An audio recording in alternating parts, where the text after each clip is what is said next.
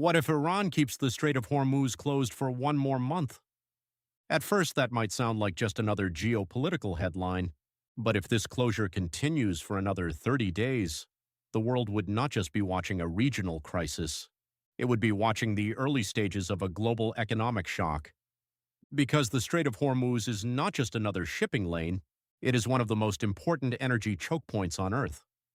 A massive share of the world's seaborne oil passes through this narrow corridor, and when that corridor is blocked, the effects do not stay in the Middle East. They spread across America, Europe, global markets, supply chains, inflation, transportation, and everyday prices. So what happens if this closure lasts one more month?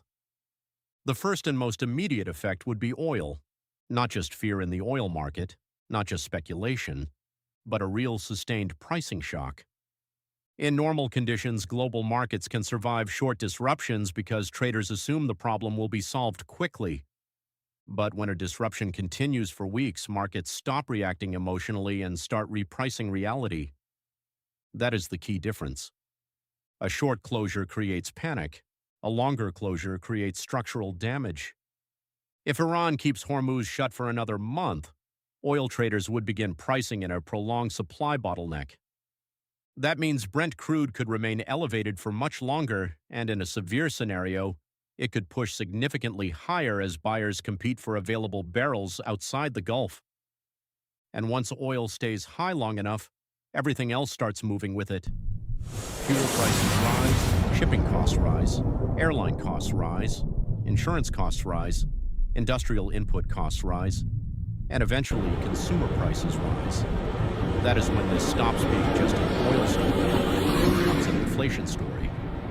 Now let's talk about the United States. A lot of people assume America would be safe because it produces a lot of its own oil.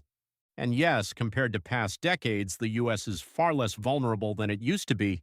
But that does not mean America escapes the damage, because the United States does not buy energy in isolation. It buys into a global pricing system. If the global oil market is stressed, American consumers still feel it. That means more expensive gasoline, more expensive diesel, more pressure on trucking, more pressure on airlines, higher logistics costs, and more pain for households already dealing with expensive living costs. And the political impact in the U.S. could be immediate, because when fuel prices rise, voters notice very quickly. But the bigger danger for America is not just the gas station, it is inflation. If oil remains elevated for another month or more, the Federal Reserve could face a serious problem. A fresh energy shock would make inflation harder to control, and that means interest rates could stay higher for longer. That would hit mortgages, consumer spending, business confidence, and the stock market.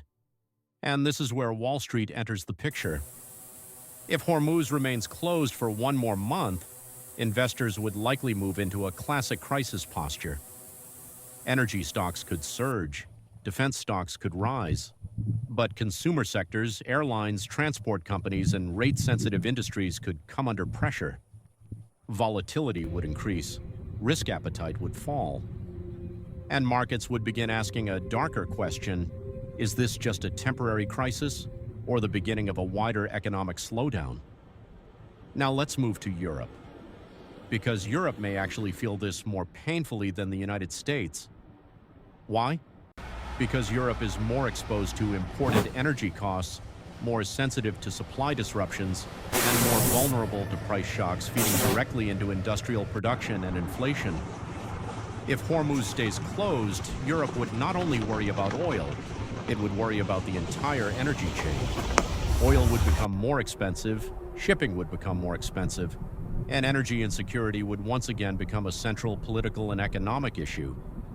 That matters because Europe has already spent years trying to stabilize its energy system after previous shocks. A prolonged Hormuz disruption would threaten to reopen that pressure. Factories would face higher operating costs, transportation networks would become more expensive to run, and governments would face a familiar nightmare: slower growth, but higher prices. That is the definition of stagflation risk. And if you want to understand why this becomes dangerous so fast, here is the simple answer. Modern economies can tolerate expensive energy for a short period. They struggle when expensive energy becomes persistent. That is exactly what a one-month extension would start to look like. And there is another layer many people miss. This is not only about crude oil. A prolonged disruption in the Gulf can also affect natural gas logistics, petrochemicals, refined products, and the wider cost structure of manufacturing and food systems. That means the impact can spread into plastics, chemicals, fertilizers, agriculture, shipping containers, aviation, and eventually supermarket prices. This is how a maritime choke point turns into a household problem. And that brings us to the question everyone asks first: how high could prices go?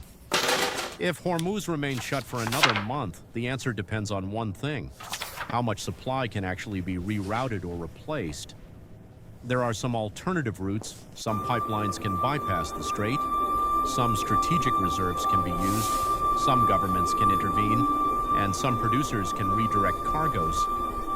But here is the problem. Those alternatives are limited. They reduce the shock. They do not erase it. So if the closure continues, oil prices would likely remain elevated and highly volatile. In a more controlled scenario, the world might absorb the shock with painful but manageable prices. In a more severe scenario, markets could begin pricing not just shortage, but fear of escalation. And once fear enters the physical market, prices stop moving smoothly. They begin jumping violently. That would affect more than oil traders. It would affect central banks, governments, businesses, investors, and ordinary consumers. And there is one more strategic consequence that could become very important. If this closure lasts another month, Western governments would come under enormous pressure to respond more aggressively, not just diplomatically, not just economically, but militarily and logistically. Because the longer Hormuz stays closed, the more it stops being viewed as a regional conflict and starts being treated as a direct threat to global economic stability. That changes the stakes. At that point, the issue is no longer just Iran.